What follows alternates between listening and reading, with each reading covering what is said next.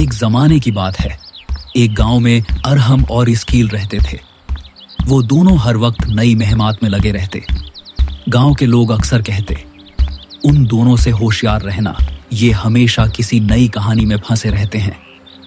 एक दिन वो जंगल में खेलने गए तो अचानक एक चमकता हुआ जादुई तोता उनके करीब आकर बोला, हेलो बच्चों, क्या तुम जानते हो इस जंगल के बीच एक खजाना छिपा है? इरहम ने हैरत से कहा, क्या वाकई?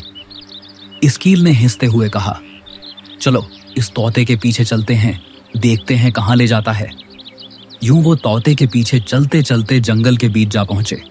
वहां जंगल का माहौल मुख्तलिफ और जादुई सा लग रहा था।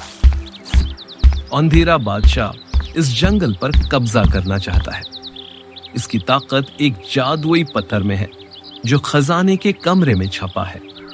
अगर तुम दोनों मेरा साथ दो तो हम उसे रोक सकते हैं, लेकिन तुम्हें 3 आजमाइशों से गुजरना होगा। एक ऐसी जगह पहुंचे जहां पत्थरों के पल थे, लेकिन एक पल मजबूत और बाकी सब टूटे हुए थे। तोते ने गाना गाना शुरू किया, दाएं बाएं सीधा जाओ, ने उसकी रहनुमाई से पल पार किया। वो एक अंधेरी सुरंग में पहुंचे जहां गूंजती हुई आवाजें उन्हें डरा रही थी। इस्कील ने बहादुरी दिखाई और कहा, हम डरने वाले नहीं, अंधेरा हमारी हिम्मत को नहीं रोक सकता।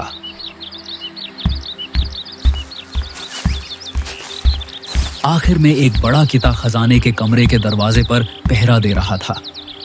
अरहम ने अपनी ज़िहान से तोते के दिए गए जादुई लफ्ज रोशनी का व्रत किया और पत्थर का बन गया।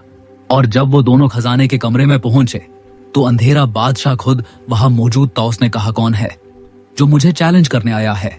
इरहम ने रोशनी का व्रत किया। अचानक एक रोशनी की किरण नमूदार हुई और अंधेरा बादशाह धुएं में गायब हो गया। इसी वक्त परी रानी जाहिर हुई और बोली, तुमने हमारा जंगल बचा लिया। उसने इरहम और उस्कील का शुक्रिया अदा किया और उन्हें जादुई वरदान अता किया। दोनों दोस्त बहुत खुश थे और वापस गांव आ गए।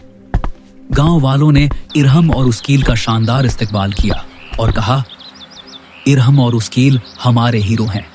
अगर कहानी पसंद आए हो तो और बहुत सारे कहानियों के लिए सब्सक्राइब, लाइक और कमेंट जरूर करें।